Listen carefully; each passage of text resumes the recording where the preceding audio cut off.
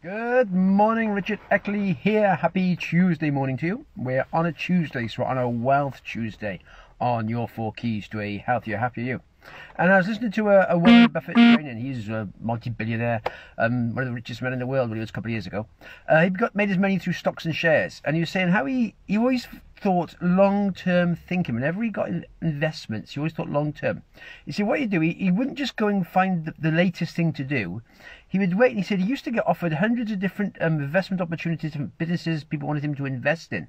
But he wouldn't just go and jump into one. He'd often wait, he said, he'd go through hundreds until he found one he thought, right, yeah, I've got the expertise in this field, I know what I'm doing, I'm going to invest in this stock long term. I'm not going looking for it for 1 or 2 years, I'm looking for it for 10, 20 years investment, long-term investment. So there's got time to compound, the interest to compound, the business to compound, and to get returns on his money over time. But it was always long-term thinking. He said it's always long-term thinking gives you the best rewards. If you try and get in something fast and get a quick turnaround, quite often it'll fall apart, the risk is much higher. But if you're investing long term, you're thinking, okay then, what business do I want to get into myself? What do I want to do? And where's that going to be in the next 10 or 20 years? Is this business opportunity still going to be here in the next 10 or 20 years?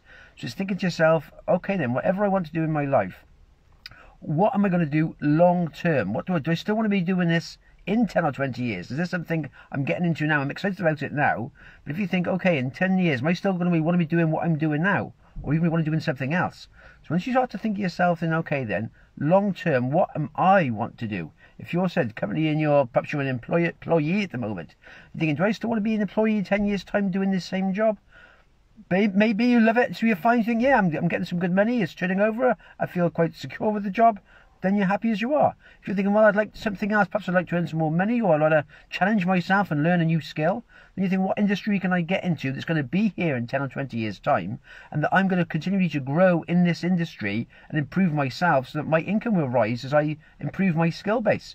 And that's where you've got to think. Long-term thinking makes such a difference. And you've got a whole entire lives to create wealth. There's no mad rush. That's the thing nowadays. We've got such an instant society. People think, oh, I'm sort of like 20 or 30. Time's passing me by. I'm getting old. But we've got our entire lives to actually create wealth. The most important part is once you get to your older years, you've got money there to back you up so you can live comfortably, happily in the later years, still developing, still growing, still doing what you want to do. But you've got money there to support you.